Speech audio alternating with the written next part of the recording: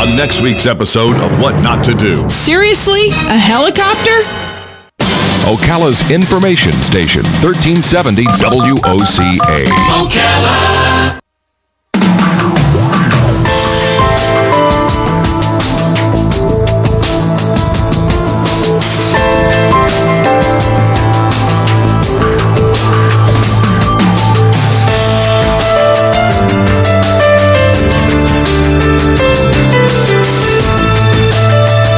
All right, 5 minutes after 11 o'clock. Thank you for tuning in this Thursday morning. You might have noticed some expansions in town, specifically at Ocala Regional Medical Center, and we're going to talk about a new 34-bed intensive care unit expansion that has opened or will open. We'll find out soon. And there's a open house on Tuesday. Do I have that right? And Brittany Marthaler is bringing us some guests to talk about this. Let me make sure everybody's microphone is turned on. And good morning, Brittany. How are you doing? Good morning. I'm good. How are you? Good to see you again. Good to see you. So is it all done, or is it? It is almost done. We're going to be doing our open house on Tuesday, August 25th. So everybody's working real hard, polishing things and sweeping up the dust and all that? Making sure it's just right. Wow. How quickly? Yes. I'll ask this later, but anyway. Yes, yeah, You're we're okay? getting all You're that. doing okay? Yes. Ann Zapor? Zapor. Good morning, Ann. How are you? Very well, thank you. Ann is the Chief Nursing Officer at Ocala Regional Medical Center. So you've got 34 more beds to look at. Look after, I should say. Nathan Voice? That's correct. Did I say your name right? Good morning, Nathan. You're the Chief Operating Officer at Ocala Regional Medical Center. So you're the bosses, huh? You're the head guys, right? You're the ones everybody says, "Oh, here he comes." So congratulations. This is good news. How much did this cost? This project was about $30 million. $30 million? Total investment, correct. Wow, that's amazing. And 34 beds cost $30 million because it's not just a bed. There's right. equipment That's in each right. room, right? Absolutely. So are the rooms themselves, give me an idea of the technology that is in each room.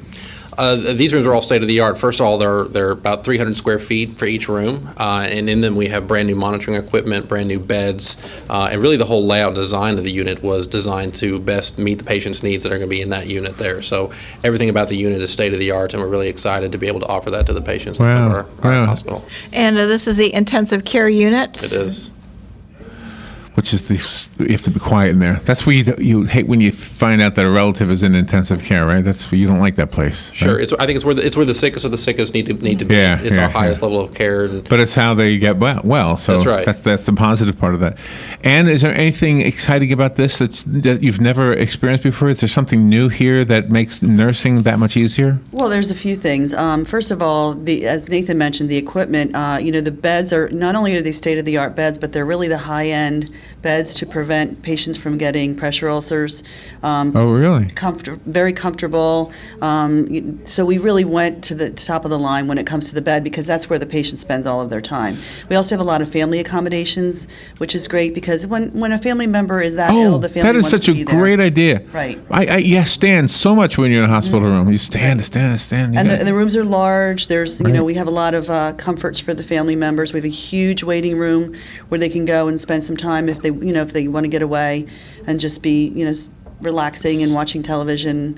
We also have, for our staff, we have bedside computers in every room so they can spend time with their patients. The unit was actually designed with decentralized nurses stations so that the nurses are close to their patients. For the physicians, we have special workplaces for them so that they can do all of their documentation and charting. Oh, wow. And we have, accommodations for our staff as well, nice staff lounge for them to take their breaks. And That's really it's good. important too. Yeah, I've been in. We've all done this. You're in the hospital and you're amazed at what everybody's doing, running around, saving lives, and you always think about your own job. You say, "Gosh, I do nothing compared to what you guys do. I do so little." So where's once you got the knowledge, once you had the knowledge that this was going to be built, how did you decide what to add to it? Was it input from patients, input from nurses, doctors? Absolutely. We reached out to a lot of people to get input on what this unit would look like. We had a large team from outside of Ocala come inside, a group of architects and design folks who do this full time. They design ICUs and they take feedback and they tweak that design. So we used them as a starting point, and then we had lots of roundtables internally to find out what do we need in Ocala specifically. How do we make this unit ours? Right. So we got input from staff and from patients, from visitors, and certainly from our physician staff as well. Does every room have a window? I know when my mom was in ICU, they purposefully turned the bed around so she could be facing a window. Yeah, it does, and that's one of the unique things about this ICU is we actually have 2 internal courtyards in the entire footprint, and that allows us to have every room have a window to the outside, so there's natural light. There's a lot of natural light in this new unit, which is a wonderful thing for everybody. Do you know what I've often thought? Here's the suggestion. It probably didn't incorporate it, but maybe the next $34 million or all right. You know when things beep, like when the blood thing goes low or something, things beep. If you could just make them harmonize with each other, it would be like that'd be great. It would be like music. just a thought. I just thought when you say that, there's beep and that's beep, it's so dissonant. Like music. Yeah, you just make it like a chord progression or something. When you talk about the new beds and they get rid of the bed sores and things, do they also help improve circulation where you don't have to use those compression things that go in and out, or no, because the compression boots that we use are for surgical patients, and what that does is actually squeezes the blood through to make sure that the blood is circulating. So it's a little bit different than the surface that the patient is laying on. Oh, okay. Is the expansion the beginning of more? Will we see more down the road, or is this? This particular 34-bed unit is the first phase of a 3-phase approach. Oh, it this is? project. It Oh, is, really? Right. So next we're going to be renovating some existing space and expanding and moving our post-acute care units. So when people come out of surgery, they'll recover in our new PACU. And we're also, as part of this, adding 6 dedicated CV ICU beds. So those people have had open heart or some other very complicated cardiovascular procedure. They'll have their own ICU unit as well as part of this. So there are 2 more phases. We'll enter the next phase in September, and we'll be entering the 3rd phase probably in the January timeframe of 2016. Wow. How do you keep the rooms as high purity as you can, free from dust and things like that? Well, we have a dedicated cleaning team, and what's nice about the way it's structured is that the team that works in each unit is dedicated to that unit, so they're part of the team. They take pride in their work, and I mean, our hospital is very clean. They do a great job. And it's not just the housekeeper's responsibility, it's everyone's responsibility. So we talk to our staff a lot about that, when it comes to clutter, making sure that, that we call that patient's room their sanctuary, because it's really where they live when they're with us. So Are they private rooms or Yes, they're all double private beds? rooms. They're all single bed rooms? Yep. Oh, wow. the other thing I love about the rooms is Nathan mentioned the natural light, but we also have artwork in every patient's room. I was going to ask, but I thought it was too superficial of a question. No. But I'm glad you brought it It's up. important. And we actually went with a beach theme because we wanted to have the scenery in the patient's room where when they can look at the art, it kind of takes them away a little bit. We paid a lot of attention to lighting and making sure that the light was soothing and not too bright. That is wonderful. Colors, That is wonderful. nice soothing colors.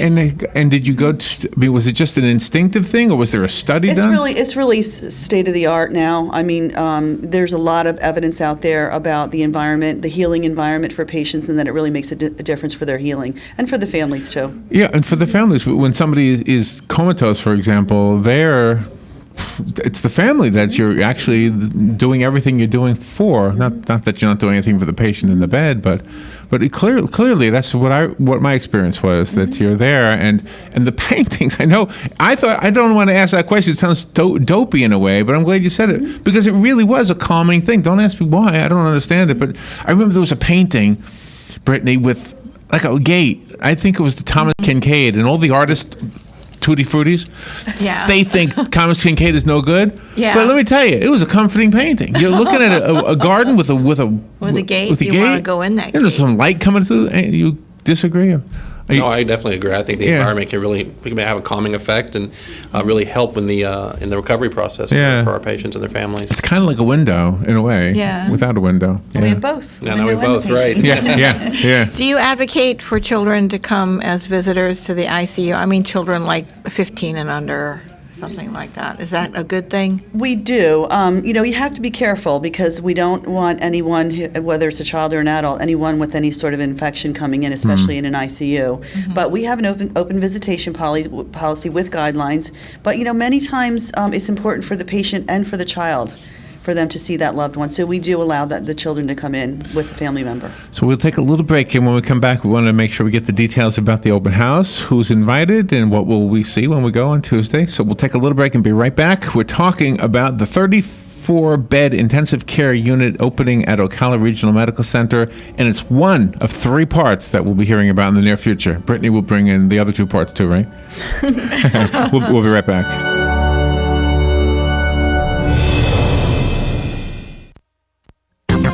weather is brought to you by myfwc.com. Safe boating is no accident. It'll be partly sunny today with a couple of thunderstorms around, mainly during the afternoon hours over the interior, though, the high 88 to 92. Then partly cloudy tonight, though 73 to 77. For tomorrow, partly sunny. Watch out for a thunderstorm anytime along the coast, but mainly during the afternoon hours over the interior, the high 88 to 92. Saturday, partly sunny with an afternoon thunderstorm, high 90 to 94. From the Florida Weather Center, I'm meteorologist Joe Lundberg. Need a mailbox rental but need more information? Remember, Personal Service Center, 789-6683. How does $10 a month sound with just a 3-month commitment? Remember, Personal Service Center, 789-6683. Mention WOCA and the setup fee is waived. Personal Service Center will email or text notifications to you when your packages arrive. Even scan mail so you never actually have to pick it up. Now that's service. Personal Service Center, 789-6683. Located on the corner of Northeast 25th Avenue and 24th Street, Ocala. Look for the yellow signs. If you're anything like I was, the thought of getting older was the last thing on your mind. But here we are. For me, it started slowly. The lack of energy, never being in the mood. And when I was, I could never perform at my best. I tried the pills and other treatments with minimal results, and all but given up on my sex life. Then I found the doctors at New Male Medical Center. Wow, they made a new male out of me.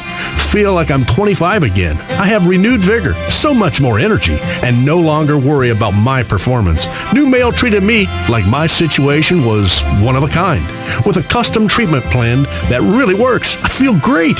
They can create one for you too. It does not matter if you suffer from low testosterone, erectile dysfunction, or just want to last longer. New Male will help you. Call New Male Medical Center today at 352-404-4779. 352-404-4779. That's 352-404-4779. It will change your life. 352-404-4779. If you're a vegetable grower, imagine what your day would be like with less complexity, especially when it comes to managing a nematicide. Introducing Nimitz, powerful plant protection that simplifies every aspect of nematode control. Nimitz eliminates the hassle of traditional fumigant nematicides requiring no specialized equipment or complicated PPE. Florida grower Sal Finicchiero knows from experience. Nimitz fits very good in our system. We can put it out, we can disc it in about a week, 10 days before, and then we'll just go ahead and plant, and it's an easy way to put it down, and it worked.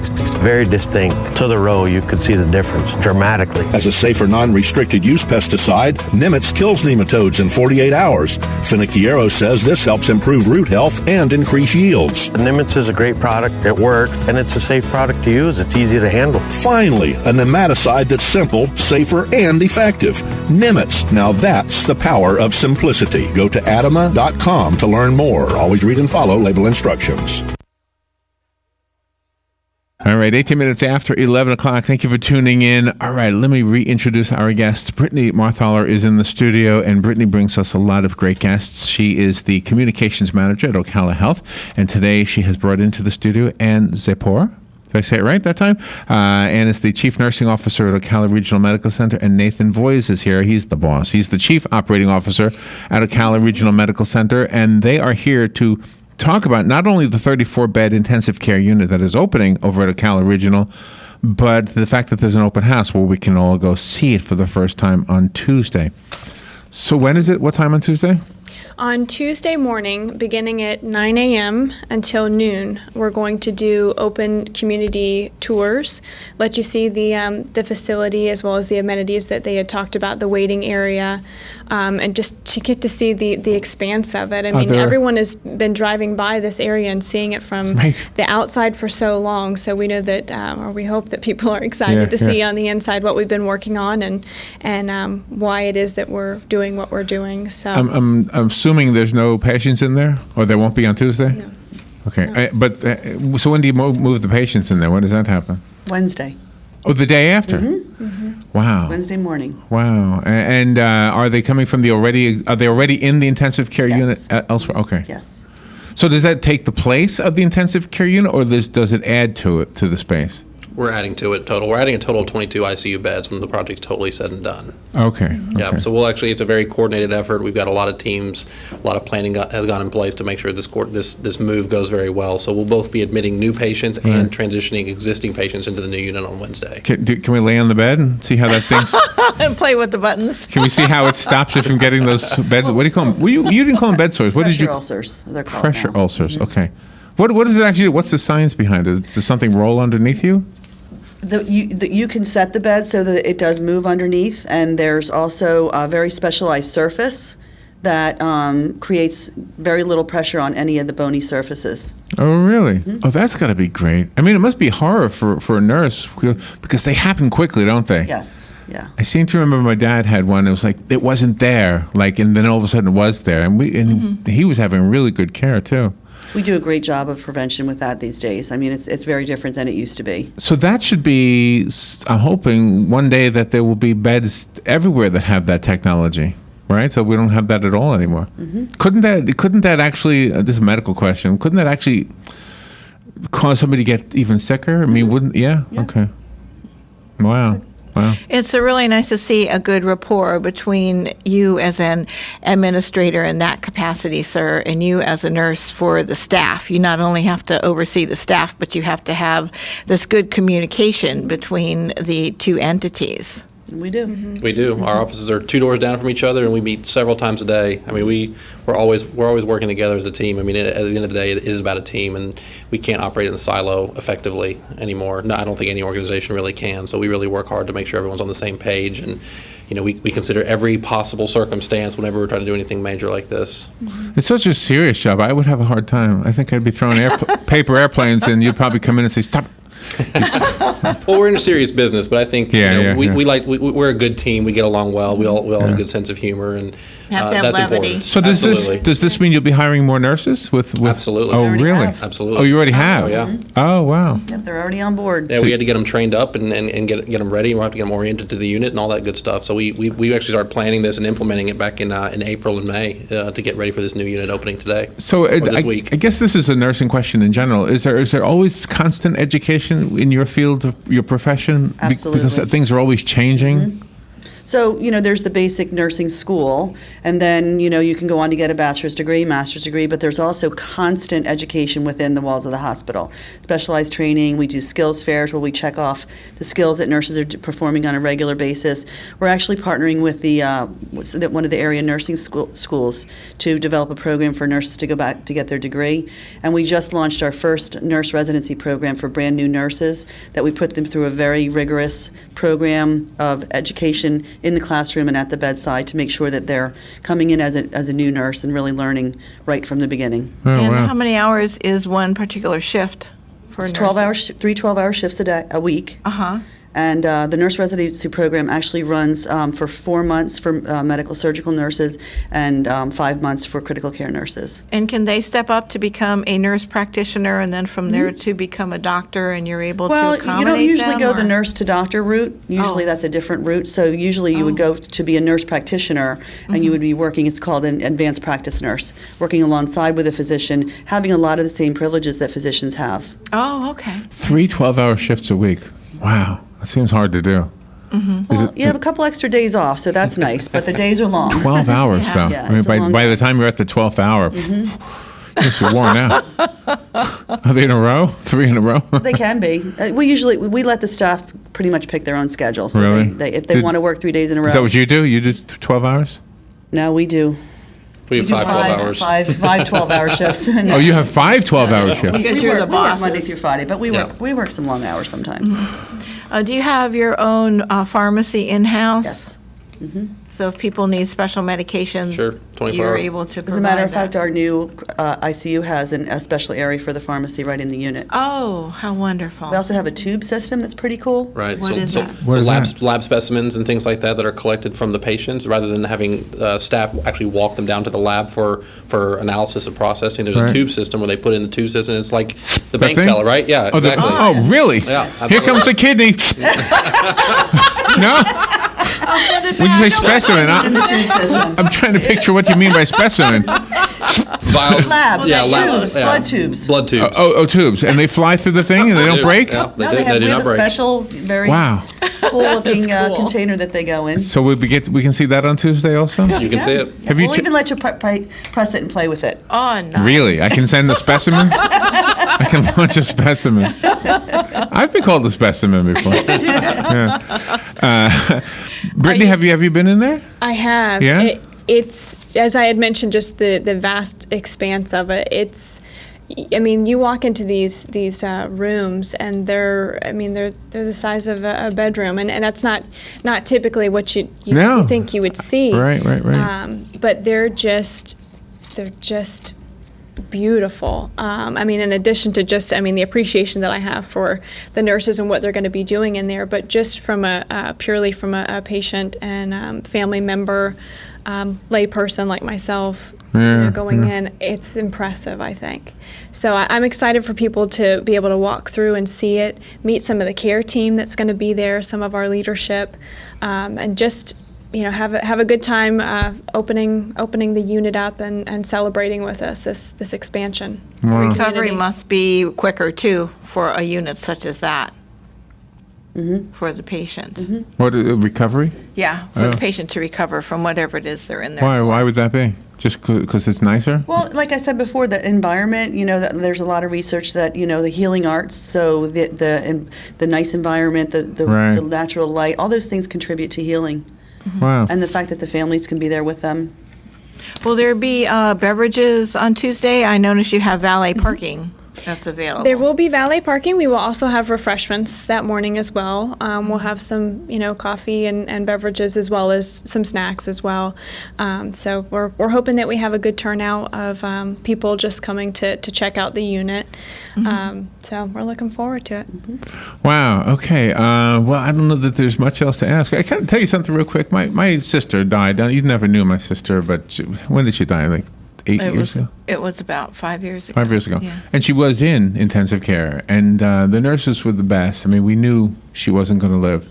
And they allowed us to be in the room with her. We saw her take her last breath. It was horrible, but there was a certain support that really helped, and that was from you guys. You guys were the ones who just said, take whatever time you want, and so I thank you for that. I probably should have thanked you before, but anyway, so what you guys do is amazing, and I've said this 100 times. What we do is so little compared to what you do. You're the ones who need the applause and the pictures on the billboards and all that stuff. Although our picture's not on a billboard right now. No. We'd rather you. But anyway, so, well, thank you for what you do. And, all right, so it's this Tuesday, which is what, the 25th? 25th, from 9 a.m. till noon. Yes. Just show up and somebody will park your car. Robin said there's valet parking. And you'll just go to the main entrance. We'll have people there to direct you, signage to get you back to the new space, and we'll have maps provided as well, so you'll be able to see where exactly this unit is. 56,000 square feet of new space. Wow, that's huge. It is huge. We also didn't mention that it houses 3 different areas. So we have our trauma program, we have our surgical intensive care unit, and then our medical intensive care unit. So we actually have 3 ICUs within that space. Does the helicopter land there?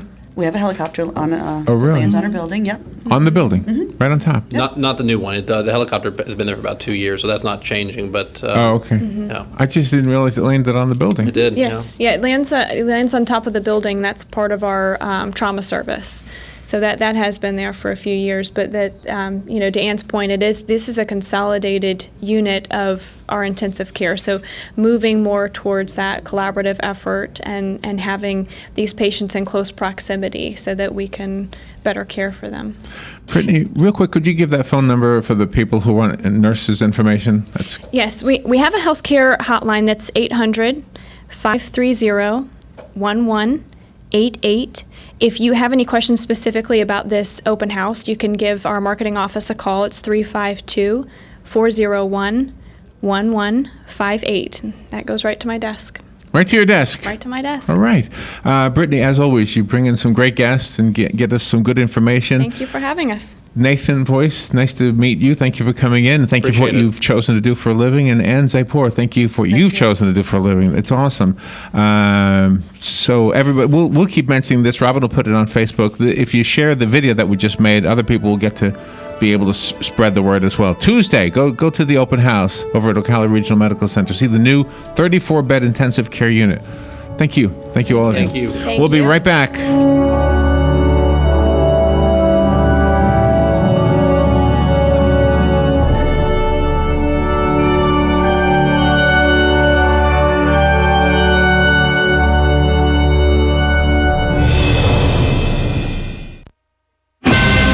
This is a Fox News Alert. I'm Lillian Wu. Former President Jimmy Carter says his life is in God's hands, announcing this morning that cancer found on his liver has spread. There are 4 spots of melanoma on my brain. They are very small spots, about 2 millimeters, if you can envision what a millimeter is. And I'll get my first radiation treatment for the melanoma in my brain this afternoon. 90-year-old speaking at the Carter Center in Atlanta. Carter will follow that up with 3 more chemotherapy sessions in 3-week intervals. The 39th president has remained very active in his humanitarian work since his re-election defeat in 1980. He says that he's very upbeat about what lies ahead in the next